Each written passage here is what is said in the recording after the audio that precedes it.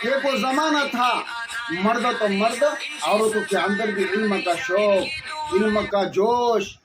اور صرف اپنی اصلاح نہیں بلکہ عورتیں بھی ایسے کامل اللہ والے بنے تھے کہ وہ مردوں کو بھی مشورہ دیا کرتے تھے، یعنی ان کے اندر بھی ولایت کا مقام ہوتا تھا۔ عورتوں کے اندر نبوت نہیں ہے، لیکن اللہ نے ان کو اتنا مقام دیا ہے کہ اگر وہ محنت کرے، کوشش کرے تو وہ ولایت کے مقام تک پہنچ سکتی۔ ہمارے پاس مثال ہے حضرت حسن بصری رحمۃ اللہ علیہ اور حضرت رابعہ بصریہ ایک ہی زمانے کے ہیں۔ فرماتے ہیں کہ حضرت رابعہ بصریہ کو اگر کوئی مسئلہ پوچھنا ہوتا تو حضرت حسن بصری کے پاس جاتے اور ان سے کچھ مشورہ لیتے، ان سے مسئلہ پوچھتے۔ بہرحال ایک مرتبہ حضرت حسن بصری رحمۃ اللہ علیہ کے دروازے پر رابعہ بصریہ پہنچے، دیکھا کہ دروازہ بند ہے،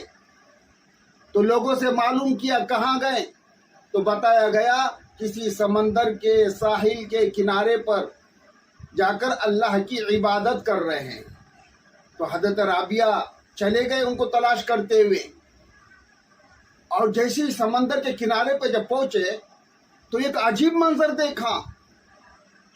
کہ حضرت حسن بصری نے اپنا مصلی پانی کے اوپر بچھایا ہوا ہے۔ تو حضرت رابعہ نے جب دیکھا یہ بھی اللہ والے تھے، تو اب آج کے دور میں اگر کوئی ہم دیکھیں گے تو کیا کہیں گے کہ بہت بڑے اللہ والے ہیں۔ ہم کو اگر سمندر سے اس کنارے کو پار کرنا ہے تو ہم کو کشتی کی ضرورت ہے، ہم کو کسی چیز کی ضرورت ہے، لیکن یہ حسن بصری اتنے بڑے اللہ والے ہیں کہ ان کو نہ کشتی کی ضرورت ہے نہ کسی اور چیز کی ضرورت ہے۔ حضرت رابعہ بصریہ جو ہے حسن بصری کو دیکھ کر جذبات میں آ گئے، غصے میں آ گئے، تو انہوں نے پیچھے سے جا کر اپنا مصلی ہوا کے اوپر بچھا دیا۔ جیسے حضرت حسن بصری رحمۃ اللہ علیہ نے سلام پھیرا تو کیا دیکھتے ہیں کہ رابعہ ہیں اور اس نے بھی مصلی ہوا کے اوپر بچھایا ہوا ہے، یعنی زمین سے اوپر اور آسمان سے نیچے۔ تو حضرت حسن بصری نے اپنا مصلی سمندر پہ سے اٹھایا اور اس کو گونڈال کے سمندر کے کنارے پر آئے۔ حضرت رابعہ بصریہ نے بھی اپنا مصلی ہوا پہ سے اتارا اور اس کو گھنڈال کر وہ بھی نیچے اترے۔ اب دیکھو جب ایک عورت کے زندگی میں دین ہوتا ہے، اتنے بڑے اللہ والے حضرت حسن بصری ان کو بھی مشورہ دے رہی ہے، کہہ رہے ہیں کہ حسن تم کیا سمجھتے ہیں کہ دنیا والے تمہیں دیکھیں گے تو کہیں گے کہ حضرت حسن کتنا بڑا ولی ہے، کتنی بڑی کرامت بتا رہا ہے۔ کہ لوگوں تم کو اگر سمندر سے پار ہونا ہے تو کشتی کی ضرورت ہے اور حسن کو اس کی ضرورت نہیں، کیا تم یہ بتانا چاہتے ہو؟ تو حضرت حسن بصری کو نصیحت کر رہی ہے ایک عورت، حضرت رابعہ بصریہ۔ دیکھو عورت جب دین کے اوپر آتی ہے تو مردوں سے بھی آگے نکل جاتی ہے۔ اللہ نے وہ شعور، وہ مادہ عورت کے اندر رکھا ہے، اس لیے ہمارے بڑے یہ کہتے ہیں اگر ایک عورت کے زندگی میں دین آ جائے،